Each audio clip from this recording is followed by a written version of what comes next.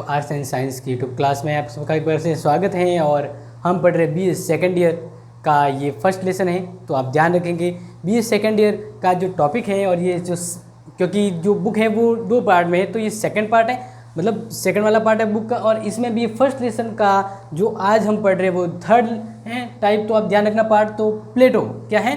प्लेटो। अब प्लेटो के बारे में इससे पहले हमने जो पढ़ा थे, इससे दो वाले पार्ट, उसमें सबसे पहले इनके जीवन परिचय के बारे में पढ़ा, फिर इनके बाद इनकी महत्वपूर्ण पुस्तक रिपब्लिक क्या, इनके बारे में हमने बहुत अच्छे से जाना है। और आज हम समझेंगे कि प्लेटो के जो न्याय सिद्धांत हैं उस न्याय सिद्धांत की विशेषता क्या है, ठीक है ना। और सबसे जो इम्पोर्टेंट है वो जो एग्जाम में आता है कि प्लेटो के अनुसार शिक्षा की क्या व्यवस्था थी, तो वो भी हम आज पढ़ेंगे। तो कंटिन्यू रहना और ध्यान रखना है कि ये इंपॉर्टेंट होने वाला है। तो देखिए, प्लेटो के न्याय सिद्धांत की विशेषता क्या है। पहली है नैतिक सिद्धांत। हाँ बिल्कुल, नैतिक सिद्धांत। अब ये आप कैसे दिमाग में रखेंगे, तो ध्यान रखना है कि प्लेटो ने कहा था न्याय का मतलब है अपना कार्य कीजिए और दूसरों के कार्य में टांग न अड़ाए, यानी दूसरों के कार्य में टांग नहीं अड़ाना है। तो इस तरह से जो प्लेटो का जो न्याय है वो वैधानिकता से ज़्यादा नैतिकता पर आधारित है, यानी नैतिक तत्व, नैतिक नियमों का ज़्यादा समावेश है। तो इसलिए हम कह सकते हैं कि प्लेटो का जो न्याय सिद्धांत है वो नैतिकता से ज़्यादा समर्पित है या संबंधित है, इसलिए नैतिक सिद्धांत के तौर पर भी कह सकते हैं कि प्लेटो का सिद्धांत क्या है, नैतिक सिद्धांत है, ठीक है ना। ओके, नेक्स्ट दूसरा देखते हैं कि प्लेटो के न्याय सिद्धांत की जो दूसरी विशेषता है वो आप ध्यान रखेंगे डियर स्टूडेंट, न्याय जीवन का एक आंतरिक तत्व एवं संतुलनकारी धारणा है। और दूसरी बात ये कहता है प्लेटो कि जो न्याय है वो यहाँ पे सबसे इंपॉर्टेंट ये इसलिए बन जाता है क्योंकि उन्होंने कहा कि न्याय है वो जीवन का आंतरिक, यानी न्याय है वो ऐसा नहीं कि बाहरी तत्व के रूप में व्यक्तियों के लिए शामिल रहता है, नहीं, न्याय है वो व्यक्ति का आंतरिक तत्व, आंतरिक एक कह सकते हैं सद्गुण की तरह होता है।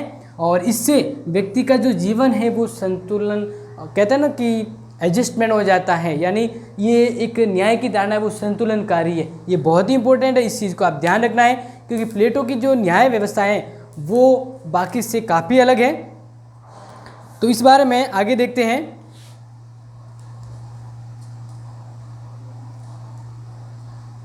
नेक्स्ट ये कहा है कि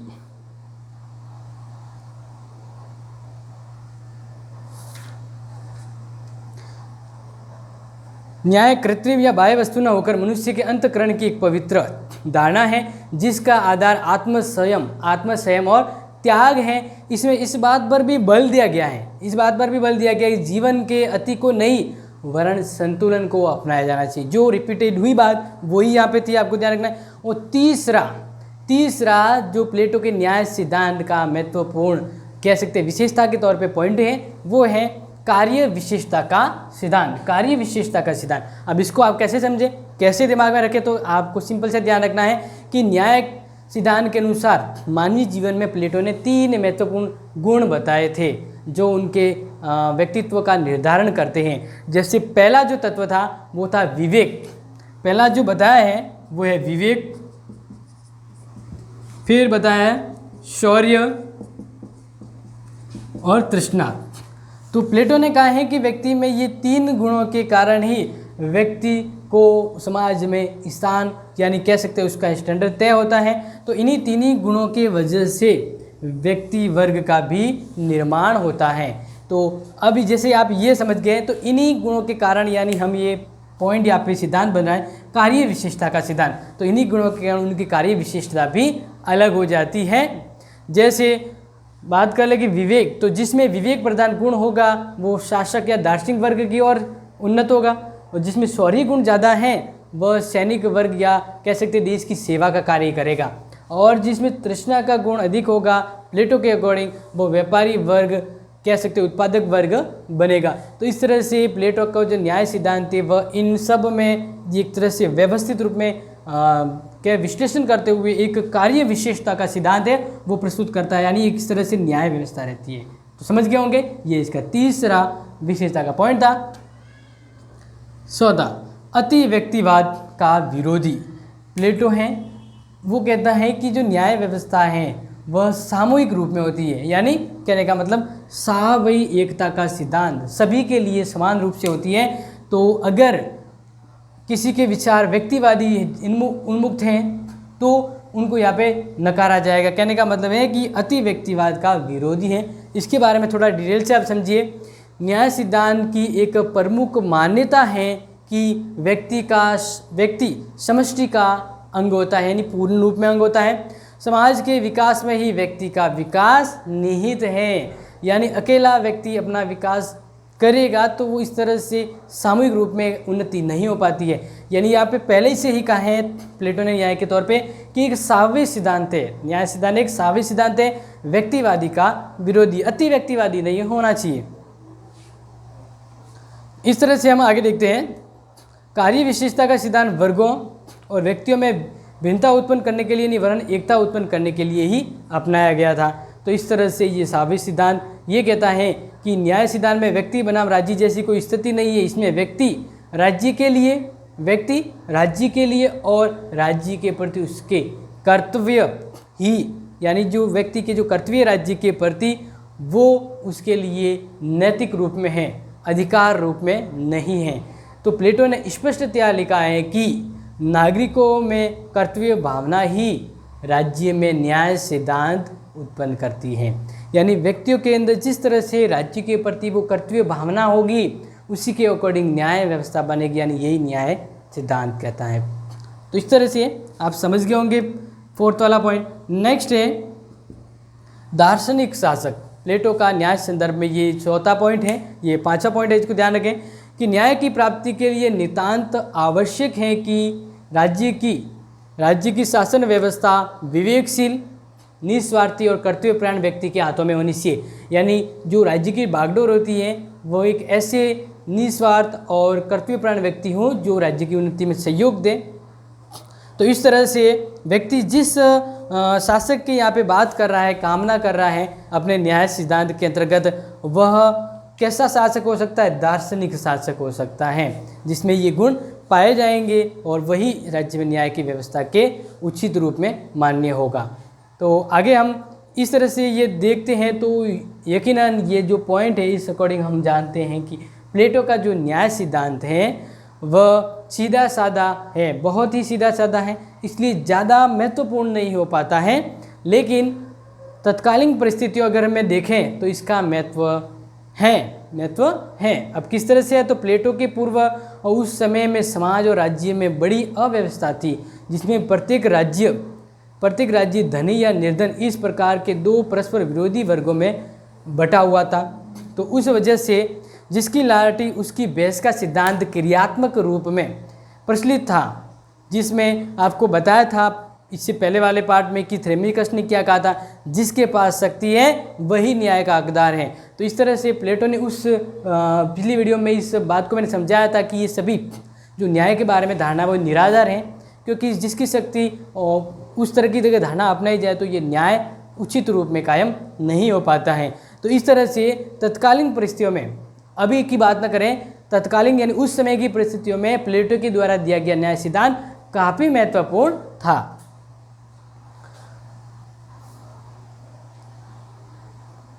इसके विरोध में नैतिकता और सदाचार को प्रतिष्ठित करने के लिए तत्कालीन राज्य और सामाजिक व्यवस्था की कुरीतियों को दूर करने के लिए प्लेटो ने श्रेष्ठ तर्कों के आधार पर न्याय के विचार का प्रतिपादन किया था। तो स्टूडेंट यहाँ तक तो आप समझ गए होंगे। अब तक जो हम पढ़ते आए हैं कंटिन्यू कि प्लेटो के अकॉर्डिंग जो व्यवस्थाएं थी, ठीक है, उनके बारे में, और अब जो उन्होंने बताया कि प्लेटो के अनुसार न्याय सिद्धांत, अब जो न्याय सिद्धांत है उसके ये मोस्ट ऑफ पॉइंट होते हैं। अब हम नेक्स्ट समझ रहे हैं कि प्लेटो की जो न्याय व्यवस्था है उसकी क्या क्या आलोचनाएं हुई है, क्योंकि कोई भी सिद्धांत कितना ही बढ़िया हो कमी तो जरूर रह पाती है या रह जाती है। तो अब हम देखते हैं कि प्लेटो के अनुसार इनके न्याय सिद्धांत की आलोचना किस पॉइंट पर हुई, क्यों इसकी आलोचना की जाती है।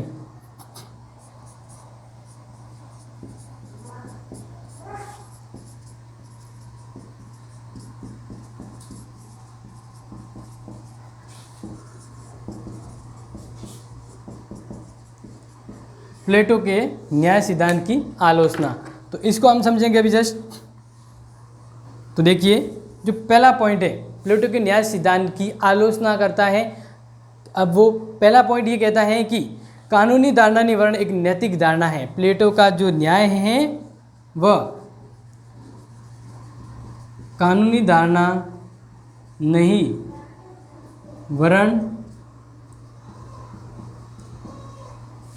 नैतिक धारणा है। ये बात तो मैंने आपको पहले ही बताई थी कि प्लेटो के न्याय को अगर हम देखें, प्लेटो के न्याय दर्शन में, तो नैतिकता का बोध ज़्यादा होता है। क्योंकि पहला ही एक जो बात होता है या जो कह सकते पॉइंट है वो ये कि व्यक्ति को अपना कार्य करना है और दूसरों के कार्य में हस्तक्षेप नहीं करना है। तो इस तरह से ये पहले ही इनके विचारों में यहाँ पे नैतिकता का बोध हो जाता है। जबकि न्याय है वह अधिकाधिक कानूनी रूप होता है, वैधानिक रूप होता है, लेकिन प्लेटो ने इसको किस रूप में ज़्यादा महत्व दिया है? नैतिकता के रूप में, यानी नैतिक धारणा के तौर पे इनको अभिव्यक्त किया है। तो इनके बारे में यहाँ पे थोड़ा और जानते हैं। तो देखिए, बार्कर हैं विद्वान, उन्होंने कहा है कि प्लेटो का न्याय वस्तुतः न्याय नहीं वरन मनुष्य को अपने कार्यों तक सीमित रखने की भावना मात्र है, कोई ठोस कानून नहीं है। ये कहा है कि व्यक्ति को किस तरह से हैंडल किया जाए, उस अकॉर्डिंग ये विचार दिए हैं, प्लेटो ने बताए हैं। कानून और नैतिकता में अंतर होता है, बिल्कुल सही बात है। कानून एक स्टैंडर्ड, एक लेवल अलग होता है और नैतिकता भी एक अलग होती है, यानी दोनों में अंतर है। लेकिन प्लेटो ने इनमें अंतर नहीं किया है। क्यों नहीं किया है? क्योंकि ये प्लेटो का जो सिद्धांत है वो उस समय की तत्कालीन परिस्थितियों में देखते हुए रखा गया, महत्वपूर्ण था, लेकिन वर्तमान में इसमें आलोचना का पॉइंट बन जाते हैं।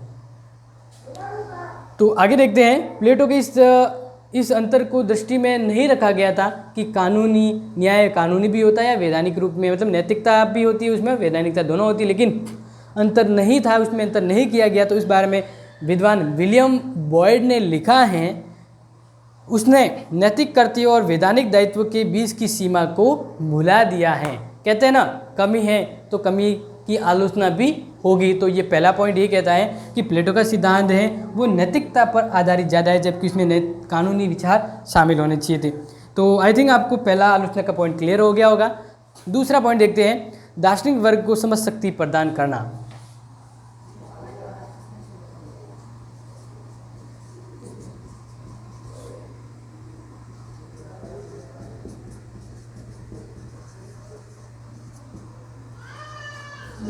अधिक शक्ति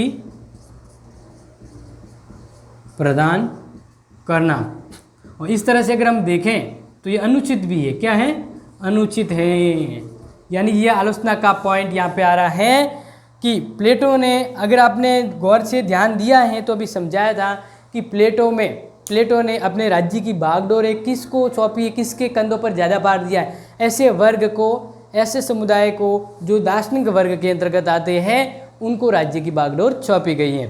तो इस तरह से ये आलोचना का एक पॉइंट बन जाता है। तो कैसे इसको हम समझेंगे, फिलहाल पॉइंट को वापस दोहराते हैं। दार्शनिक वर्ग को अधिक शक्ति प्रदान करना, और इस तरह से ये एक अनुचित भी होता है। अब इसका यहाँ पे डिस्क्रिप्शन या थोड़ा विस्तार से समझ लीजिए इसको। प्लेटो ने न्याय संबंधी सभी व्यक्तियों, एक बार वापस दोहरा लेता हूँ, समझिए। प्लेटो ने शासन संबंधी सभी शक्तियाँ एक ही वर्ग, किसको सौंपी है? हाँ, किसको सौंपी है? दार्शनिक वर्ग को सौंपी है, यानी उसको प्रदान की है अपनी राज्य की शक्ति। तो हमारा सामान्य अनुभव ये बताता है कि एक ही वर्ग को राजनीतिक सत्ता अगर सौंप दी जाती है, यानी उसे एकाधिकार प्रदान कर दिया जाता है, तो परिणामतः वर्ग को पतित करता है। यानी आप इतिहास दोहरा के देखिए, अगर एक ही वर्ग के पास शक्ति है, सत्ता एक ही वर्ग के पास है, तो वह भ्रष्ट हो जाता है, वह सत्ता का दुरुपयोग करता है। इसी वजह पर यहाँ पे भी आलोचना की जा रही है कि प्लेटो ने एक ही वर्ग को ज़्यादा शक्ति प्रदान की है, जो अनुचित है।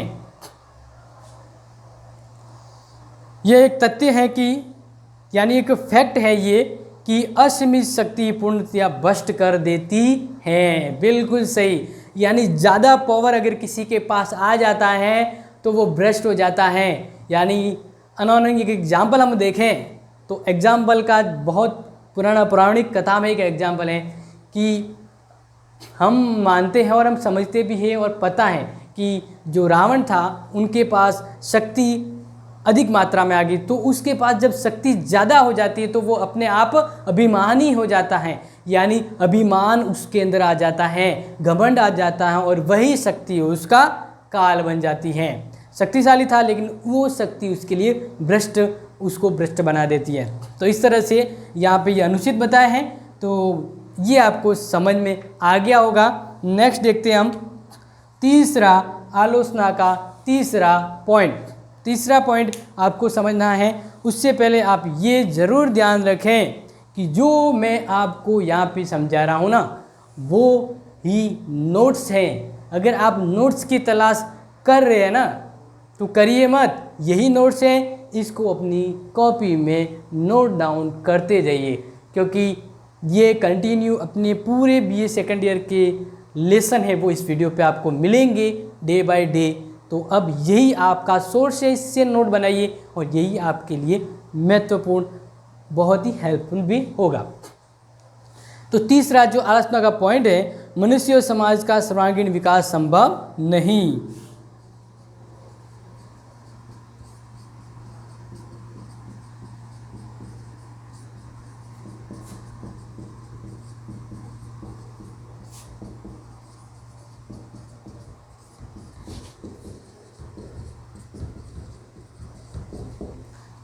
अब ये किस तरह से आलोचना का पॉइंट बन रहा है, यही हमें समझना है। तो देखिए, अब इसको मैं आपको समझा देता हूँ। मनुष्य एक सामाजिक प्राणी है, तो यहाँ पे लिखना मनुष्य एवं समाज का सर्वांगीण विकास संभव नहीं है। क्यों नहीं है? क्योंकि देखो, समाज और व्यक्ति का विकास वहीं पर पूर्ण रूप में हो पाता है जहाँ पर किसी भी तरह का भेदभाव नहीं हो, यानी कोई रोक टोक नहीं। जितनी भी राज्य की संपत्ति है, सुविधा है, उन पर पूरी जनता का, पूरे समाज का बराबर हक होना चाहिए। अगर हम समाज के जो संसाधन है उसका वितरण समान रूप पे नहीं करेंगे तो समाज का और व्यक्ति का विकास भी सर्वांगीण रूप में नहीं होगा। सिंपल सा बताएं, जितना दोगे उतना काटोगे, यानी जितनी मेहनत होगी उतना ही तो फल मिलेगा। तो यही बात यहाँ पे प्रूफ हो रही है। उसको और क्लियर से समझते हैं तो देखिए, न्याय संबंधी किसी भी व्यवस्था का उद्देश्य मनुष्य और समाज का सर्वांगीण विकास करना होता है, लेकिन प्लेटो के न्याय सिद्धांत के आधार पर इसकी प्राप्ति संभव नहीं है। इसमें प्रत्येक व्यक्ति को केवल एक ही कार्य तक सीमित कर दिया गया है। अब कैसे? जैसे मैंने पहले ही बताया था कि एक वर्ग है जो सैनिक वर्ग होगा तो वो सैनिक की कार्य करेगा, एक उत्पादक वर्ग है जो उत्पादन का कार्य करेगा, दूसरी सेवा का कार्य करेगा, कोई शासन व्यवस्था का कार्य करेगा। तो किसी एक वर्ग को एक कार्य सौंप दिया गया, तो इस तरह से ये सर्वांगीण विकास नहीं हो पाता है, क्योंकि उनका कार्य, उनकी लिमिटेशन फिक्स कर दी गई।